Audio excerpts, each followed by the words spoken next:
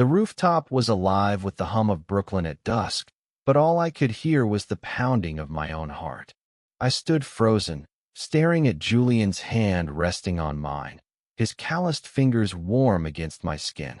How had I gone from dodging one roommate's relentless flirting to this? A moment that felt like it could unravel everything I thought I knew.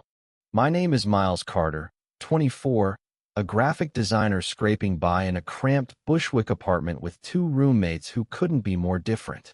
There was Ezra, a 26-year-old barista with a mop of curly blonde hair, blue eyes that lingered too long, and a habit of invading my personal space with friendly hugs that felt anything but. Then there was Julian Morales, 25, a quiet carpenter with deep brown eyes and a smile that could stop traffic, if he ever bothered to use it. Julian was the kind of guy who seemed to float through life unbothered, always tinkering with some woodworking project in our tiny living room, sawdust dusting his faded flannels. I'd pegged him as straight from day one. Big mistake. Ezra's clinginess started small, offering to make me coffee, asking to join my late-night bodega runs. But by month 3, he was leaving notes on my door, accidentally brushing my arm, and once, drunkenly confessing he felt something between us. I'm gay, sure, but Ezra's energy was suffocating, like a puppy you couldn't train to stop jumping. I didn't want to hurt him, but I needed a buffer. Enter Julian. "Yo, Jules," I said one night, sprawled on our sagging couch. "I need a favor." He was sanding a cedar box, his hands steady, eyes focused. "Ezra's driving me up the wall. Can you, pretend we're closer? Just to get him to back off." Julian raised an eyebrow, his lips twitching. "You want me to play your boyfriend?" "Not boyfriend," I stammered, cheeks hot. "Just act like we're tight. Hang out more. Make him think there's no room for him." He leaned back, wiping sawdust off his jeans. "All right, Carter, but you owe me." His voice was low, teasing, and for a second, I wondered if I'd just made a deal with the devil. The plan worked too well. Julian started sitting closer at movie nights, tossing an arm over my shoulder like it was nothing. He'd bring me coffee in the morning, his fingers brushing mine as he handed me the mug. Ezra noticed.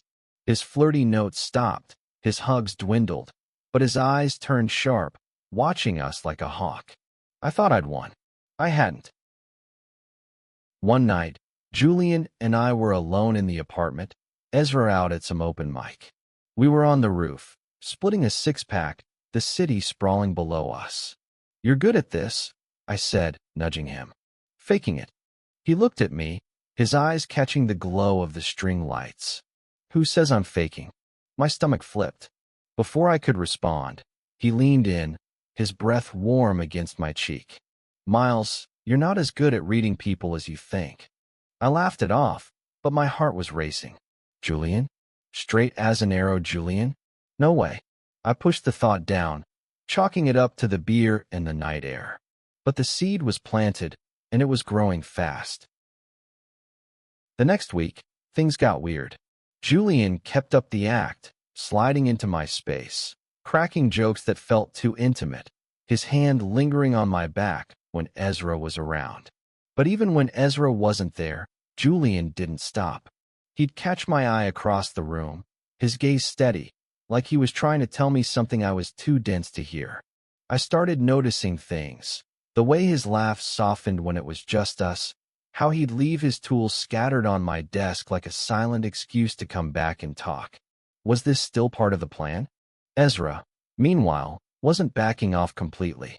He'd gone quiet, but his stares were heavier, his comments sharper. One morning, I found a crumpled note in the kitchen. "You think you can play me, Miles?"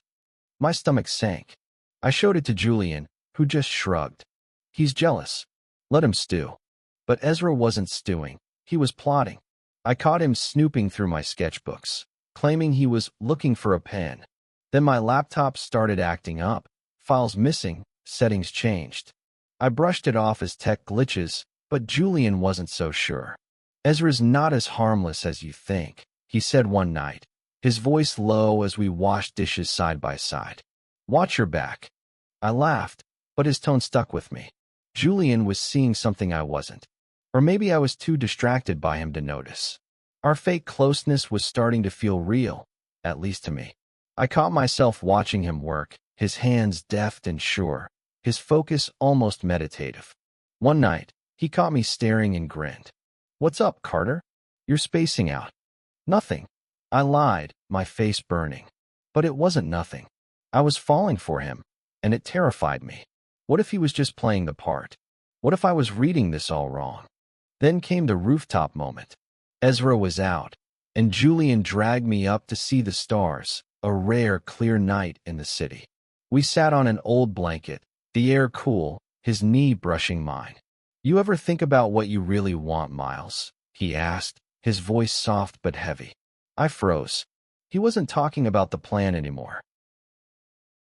"Sometimes," I said, my throat tight, "but it's hard to know what's real." He turned to me, his eyes searching mine. "This feels pretty real to me." Before I could process, his hand was on mine, his thumb tracing slow circles. My heart stopped. This wasn't fake. Not anymore. The next morning, I woke to a trashed apartment. My sketchbooks were torn, paint splattered across my desk. Ezra stood in the kitchen, sipping coffee like nothing was wrong. "Rough night?" he asked, his smile cold. I wanted to confront him, but Julian pulled me back. "Don't," he whispered. "He wants a reaction." Julian was right, but it didn't stop the anger boiling in my chest. Ezra was escalating, and I was starting to feel trapped in my own home. Worse, I was questioning everything. Was Julian's affection real, or was he just better at the game than Ezra? I needed answers, but every time I tried to talk to Julian, he'd deflect with a joke or a touch that left me dizzy. One night, I couldn't take it anymore. I cornered Julian in his room, the air thick with the scent of cedar. "What are we doing, Jules?" I demanded. "Is this real, or are you just messing with me?" He looked at me, his face unreadable. "You think I'd fake this?" He stepped closer, his voice low. "Miles, I've been trying to tell you for weeks. I'm not straight. Never was. I just didn't know how to say it." My world tilted. All this time, I'd assumed he was playing along, but he'd been waiting for me to catch up. Before I could respond, he kissed me, soft, tentative, then deeper, like he'd been holding back for months. I melted into it, my doubts dissolving. But the moment was shattered by a crash from the living room. We ran out to find Ezra standing over a broken lamp, his face twisted. "You two think you're slick," he spat, "using me as a pawn in your little game." He stepped closer, his voice low and dangerous. "You're gonna regret this, Miles." Julian moved in front of me, his body tense.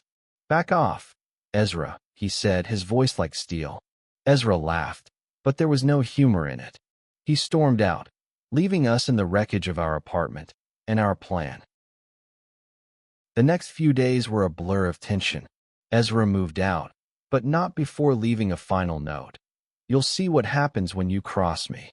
I wanted to believe it was an empty threat, but Julian wasn't taking chances.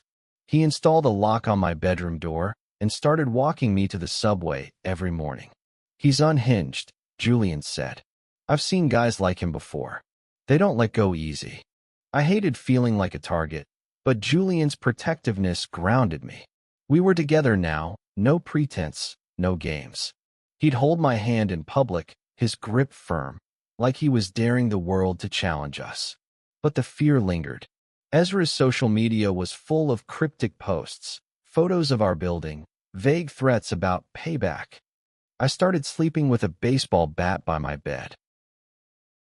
Then, one night, it came to a head. I was alone, Julian at a late job. My phone buzzed with a text from an unknown number. "Look outside." My heart pounded as I peered through the window.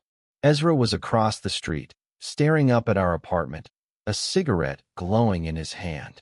I called Julian, my voice shaking. "He's here."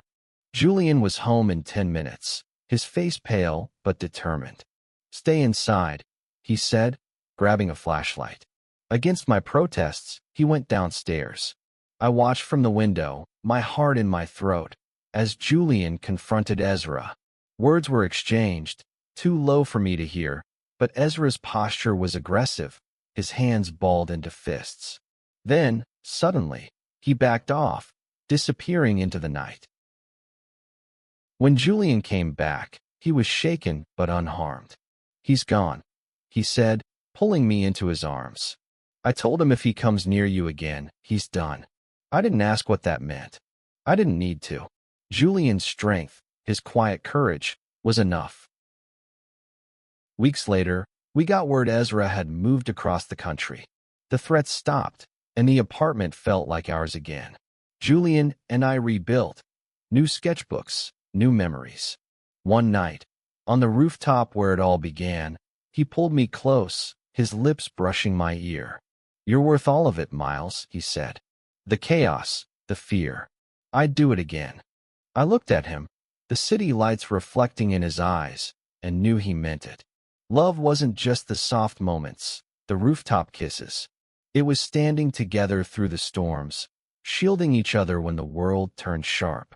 We'd come out stronger, not because we'd planned it, but because we'd chosen each other, flaws, fears, and all.